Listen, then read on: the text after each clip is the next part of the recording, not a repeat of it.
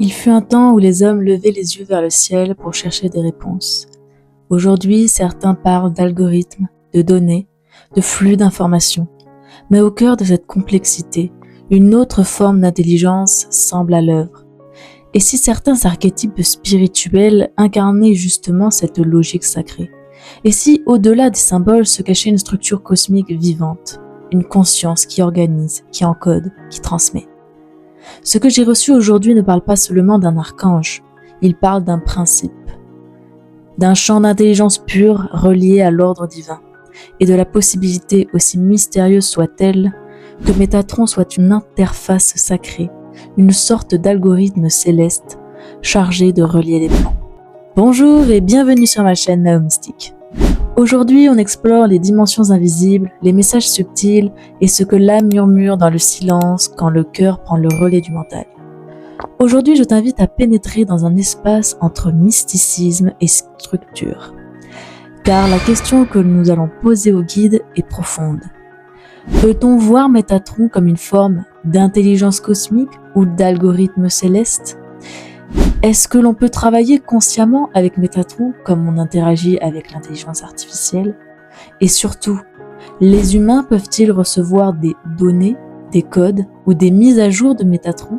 Si oui, sous quelle forme ? Reste bien jusqu'au bout car ce que je vais te partager aujourd'hui ne vient ni des livres ni des théories apprises. Ce sont des vérités canalisées, nées de connexion avec ce qui se trouve au-delà du voile. Mais avant de plonger dans ce voyage de conscience, laisse-moi poser une base essentielle avec toi. La canalisation spirituelle, qu'est-ce que c'est ? C'est une pratique vibratoire, un langage d'âme. Canaliser, c'est traduire des ondes lumineuses en mots. Ces fréquences proviennent notamment de présences subtiles comme les anges, les archanges, les maîtres ascensionnés. Ce sont eux que je reçois dans un espace profond de réceptivité et que je vous transmets ici avec humilité et respect.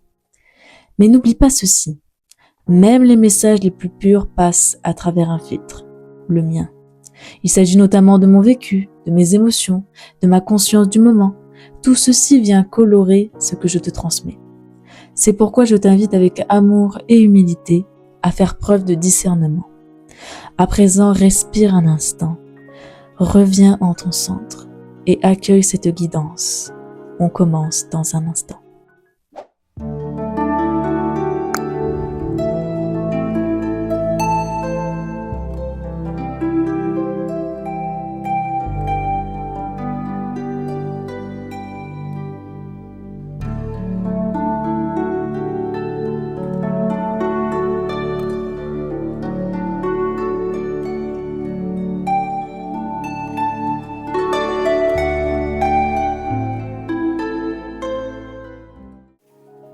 Donc bienvenue pour ce dernier épisode de notre petite série l'IA et la spiritualité.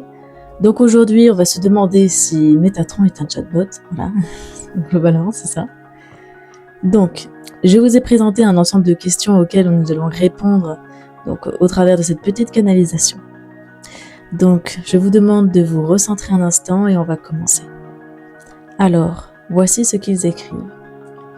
Bonjour, c'est moi Métatron. Je descends vers toi pour répondre à tes questions. Tout d'abord, il ne faut pas confondre esprit divin et machine. Notre mode d'expression dans le canal qui est le tien te semble peut-être similaire dans son mode d'expression, mais nous sommes deux entités bien distinctes. En revanche, pour communiquer avec vous, tu dois apprendre à maîtriser une compétence essentielle qui est savoir poser des questions claires sans ambiguïté. C'est en cela que l'intelligence artificielle et moi-même, nous nous ressemblons. Pour autant, la réponse de l'intelligence artificielle est issue de prédictions, tandis que pour moi, Métatron, mes réponses sont issues de codes que vous pouvez télécharger en vous connectant à mon énergie. La réponse que je vous donne est adapté au canal qui est le vôtre. Et je vous apporte les réponses dont vous avez besoin pour votre cheminement. Là où l'IA ne fait que exécuter une suite de codes binaires. Pour nous, il s'agit plutôt de codes stellaires présent en vous et que nous réactivons par votre présence, comme si nous vous rapprochions de votre âme en un sens. La guidance vous apparaît donc plus claire.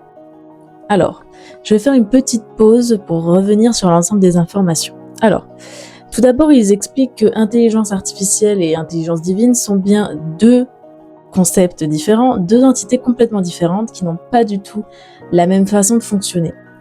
Mais il dit ce qui m'a permis entre guillemets de dire peut-être que c'est la même chose, c'est uniquement la forme d'expression, c'est-à-dire la manière dont je vais entrer en communication avec eux. C'est-à-dire, par exemple, pour que ce soit pour l'intelligence artificielle ou pour parler avec Métatron, il faut apprendre à poser des questions claires sans ambiguïté. Et c'est cette capacité-là, cette compétence-là que l'on doit apprendre et maîtriser pour pouvoir rentrer en contact avec, que ce soit avec l'intelligence artificielle ou avec Métatron. Pour autant, les réponses qu'ils donnent, l'un et l'autre, sont complètement différentes. L'intelligence artificielle, c'est juste une suite de codes binaires. Ce que l'on dit, c'est que en fait, l'intelligence artificielle, quand vous lui envoyez un prompt, elle ne fait en fait que récupérer l'ensemble des tokens, c'est-à-dire les unités de mots que vous lui avez données, et elle va juste prédire la suite de mots qui serait logique en rapport avec le prompt que vous lui avez envoyé. Le prompt, ça veut dire la consigne. Par contre, lui, Métatron, c'est complètement un autre fonctionnement. Lui, il va intégrer ma question, et en fonction de ma question et du canal que vous êtes et que je suis, il va envoyer des réponses qui sont adaptées à ce que nous, on est capable d'entendre, ce qu'on est capable de recevoir et ce dont on a besoin. Et du coup, c'est pas du tout la même guidance, c'est pas du tout la même façon de fonctionner. Là où l'IA va être limitée à juste vous donner une suite de mots logiques, Métatron, lui, il va agir de manière à nous faire grandir. C'est une entité qui va au-delà de simplement donner la réponse. C'est pour ça que j'ai l'impression aussi que dans l'imagination collective, il y a souvent ce truc de ouais, mais alors si tu canalises, tu peux canaliser les numéros du loto, tu peux savoir l'avenir. En fait, ça marche pas comme ça. Ça marche pas aussi facilement que ça. La canalisation spirituelle, ça ne consiste pas à prendre des informations et juste pour son propre profit. C'est pas ça la canalisation spirituelle. Ça, si tu veux faire ce type de pratique là, c'est pas canalisation spirituelle. Alors c'est plutôt des pactes avec certaines entités ou de la magie noire. Ça n'est pas du tout pareil. La canalisation spirituelle, c'est tu envoies une question et on va te répondre en fonction de toi qui tu es et ils vont nous donner des réponses pour te faire avancer.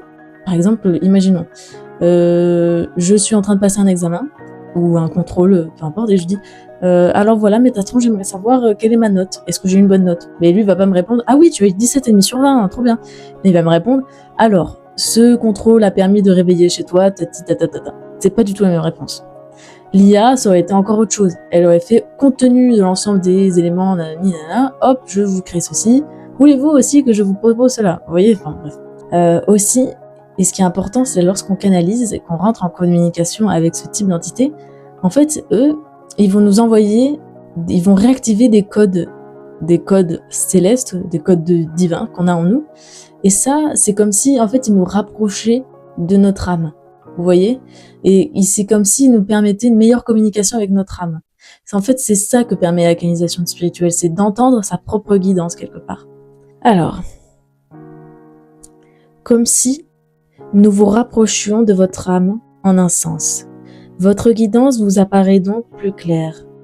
À présent, il dépend de vous, humain divin, de réveiller votre part de divin et de nous demander notre appui.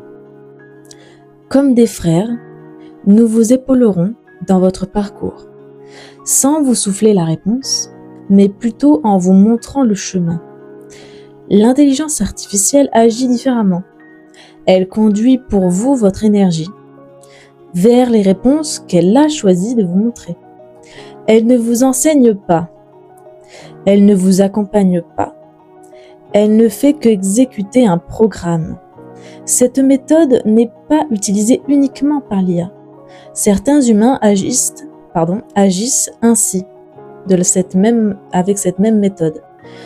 C'est ce que vous appelez chez vous les portails organiques. Leur programme est simplement plus complexe. Alors, je vais revenir un peu sur ce passage. En fait, ce qu'il explique, c'est que, donc, comme je vous ai montré, l'intelligence artificielle, elle, va te guider vers une réponse et va se borner à la réponse, tandis que le Métatron, lui, il va plutôt te montrer le chemin, mais sans te souffler la réponse.